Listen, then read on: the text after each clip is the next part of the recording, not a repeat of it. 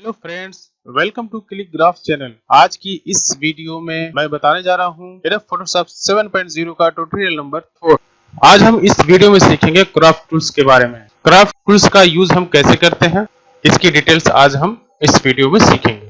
शुरू करने से पहले दोस्तों एक बात मैं बता दूं कि अगर आप बिगिनर हैं, नए हैं, तो दोस्तों मेरी राय है कि आप एडोब फोटोशॉप 7.0 का वर्जन पर ही सीखें, क्योंकि दोस्तों काफी ये आसान होता है। वैसे वर्जन तो ये इसके बहुत सारे आ गए हैं, लेकिन आज भी कोई भी डिजाइनर हो, बड़ा से बड़ा डिजाइनर हो, आज भी 7.0 का वर्जन वो यूज करता है। आप किसी भी डिजाइनर के लैपटॉप या पीसी में ये वर्जन 7.0 वाला जरूर देखेंगे और वो ज्यादातर काम इसी पे कर रहा होता है। इसलिए दोस्तों मेरी राय है कि आप 7.0 का वर्जन ही यूज करें फिलहाल। इसको सीखने के बाद दोस्तों आप फोटोशॉप का कोई भी वर्जन आप चला सकते हैं, यूज कर सकते हैं। तो फिर आइए फिर अपनी टॉपिक पर आते हैं, क्राफ्ट टूल्स के बारे में। तो सबसे पहले दोस्तों हम डबल क्लिक करके एक फोटो को ओपन करेंगे। इस टूल को समझने के लिए डबल क्लिक कर लेते हैं, लोकेशन बताकर फोटो को ओपन कर लेते हैं हम ये वाली।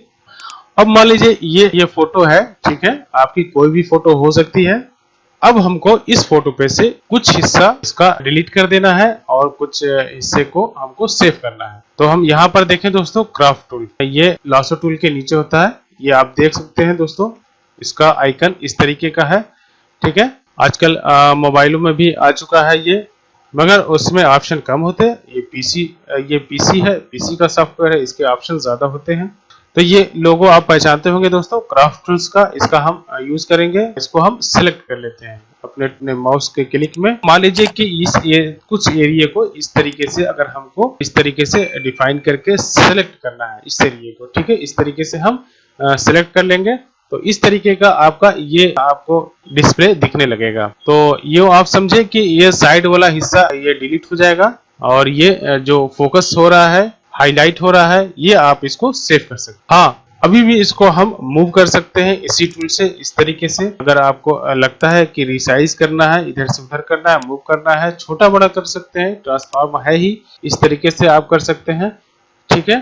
तो जिस एरिया को आपको सेलेक्ट करना है, इस तरीके से आप माउस के क्लिक से आप एरिया को डिफाइन कर सकते हैं, ठीक है। उसके बाद दोस्तों यहाँ पे कुछ ऑप्शन समझ लें कि यहाँ पे ये चीज जो है इस पर चेक इसलिए लगा हुआ है कि अगर इसको हम हटाते हैं ये, तो इस तरीके से आपका साइड वाला एरिया जो डिलीट होगा तो इस तरीके का दिखेगा। इसको हाईलाइट, इसको डार्क में रखना चाहते हैं तो यहाँ पे चेक ही रहने दें, ठीक है, इस तरीके से। उसके बाद ऑप्शन है कलर्स का, यहाँ से हम कोई कलर पिक कर सकते हैं। वो कलर ये होगा जो आपका ये एरिया डार्क है, अनचाहा एरिया जो है जिसको हमको डिलीट करना है, इसको आप कलर आप चेंज कर सकते हैं किसी भी कलर में। अंदाज से ड्रैग करना है, यहाँ पे देखें दोस्तों, यहाँ से ड्रैग करने से पहले यहाँ पे देख लें विड्थ और हाइट में कोई साइज ना हो, ठीक है। तभी आप यहाँ पे दोस्तों आपको देखना जरूरी होगा कि यहाँ पे कोई नंबरिंग ना हो, इंच या सेंटीमीटर में ब्लैंक हो, तभी आप फुल साइज का इस तरीके से छोटा बड़ा कोई भी साइज, छोटा से छोटा, बड़ा से बड़ा आप पूरे एरिया में इस तरीके से कवर कर सकते हैं कटिंग के लिए, ठीक है। इस तरीके से आप पूरा चाहे तो पूरा भी कर सकते हैं, कुछ चाहे तो इस तरीके से आप कर सकते हैं, देखिए, ठीक है। इतने एरिया को इसने कवर कर लिया, ठीक है। अगर इसको हटाना तो इस पे इस तरीके से क्लिक कर देंगे हम।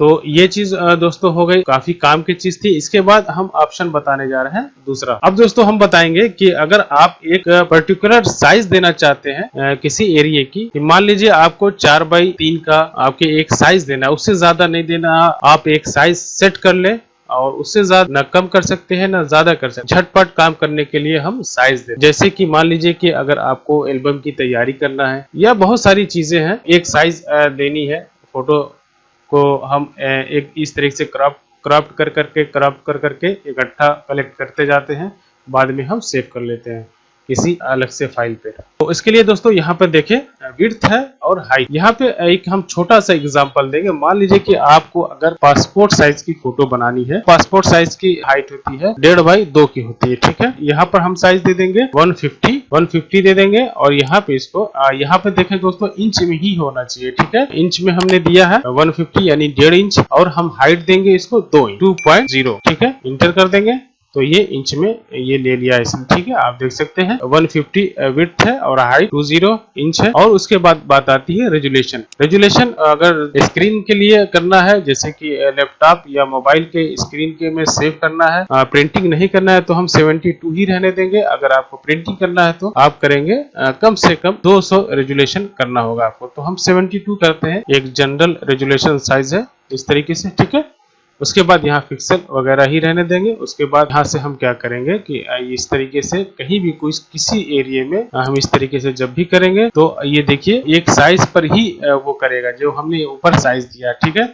आप देख सकते हैं इसके आगे बढ़ नहीं रहा है, देख रहे हैं हम कितना भी हम राइट साइड में ड्रैग करना चाह रहे हैं तो ये नहीं जा रहा है, ठीक है, क्योंकि हमने वहां पे एरिया डिफाइन कर दिया। ये देखिए अब उस एरिया को इसने डिफाइन करके छोड़ दिया, ठीक है। फिर से एक बार करके बता देता हूं मैं। मान लीजिए कि यहाँ से आप करते हैं इस तरीके से, तो नीचे के एरिया को इसने जितना पाया उतना ठीक है, पाया उसने 1.5 इंच का, और साइड में इसने हाँ नीचे का एरिया इसने 2 इंच का इसने कवर किया, और साइड में इसको 1.5 इंच से ज्यादा यानी लेफ्ट और राइट साइड में देखें कि इससे आगे नहीं बढ़ रहा है, ठीक है, ये चीज नहीं बढ़ रही। अब कितना भी खींचेंगे इसके आगे नहीं जाएगा वो। उसके बाद हम यहाँ से ओके कर देंगे इस तरीके से। तो ये उसने 1.5x2 का क्रॉप कर दिया है एक पासपोर्ट की साइज की। इस पासपोर्ट साइज मैंने एक आसान तरीका इसलिए बताया है, काफी यूज होने वाली साइज है ये, समझाने के लिए दोस्तों हमने इस साइज को इस्तेमाल किया। उसके बाद दोस्तों ये देखिए ये इसने क्रॉप करके हमको दे दिया है। इसको दोस्तों मैं चेक भी करा देता हूँ।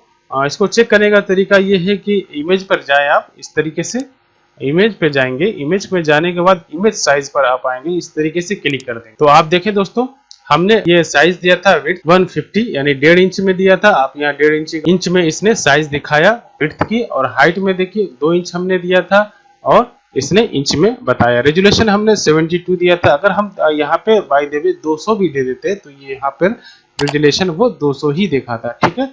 और उसके आगे का ऑप्शन था पिक्सल एंड इंच का, वो भी है यहाँ अब अभी दिख रहा है, आप देख भी सकते ऊपर, ठीक है। यहाँ से आप उसकी साइज को कंफर्म देख सकते हैं, ठीक है। अब मान लीजिए कि ये हमने 1.5x2 का इसे कटिंग किया, और किसी और फाइल को हम अपने हिसाब से कोई भी फाइल आप ओपन कर ले ब्लैंक किसी भी साइज की, एक मैं बताता हूँ कि ऐसे किया जाता है। तो उसके बाद हमने मान लीजिए इस पासपोर्ट साइज की फोटो को इस तरीके से यहाँ से कटिंग क्राफ्ट कर लिया है। अब हमको यहाँ से सेट करना है तो मूव टूल पर जाएंगे और यहाँ पर लाके इस तरीके से हम इस तरीके से सेट करते चले जाएंगे इस तरीके से, ठीक है।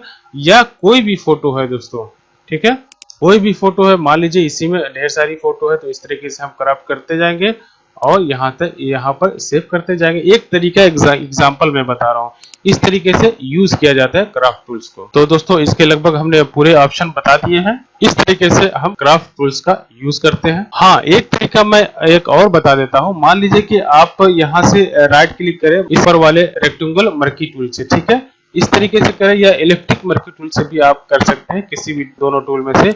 इस तरीके से आप मान लीजिए कि कोई किसी एरिया को इस तरीके से सिलेक्ट करते हैं, यहाँ से आपने सिलेक्ट किया मगर आपने साइज तो दिया नहीं है, इस पे साइज आप नहीं दे सकते, ठीक है।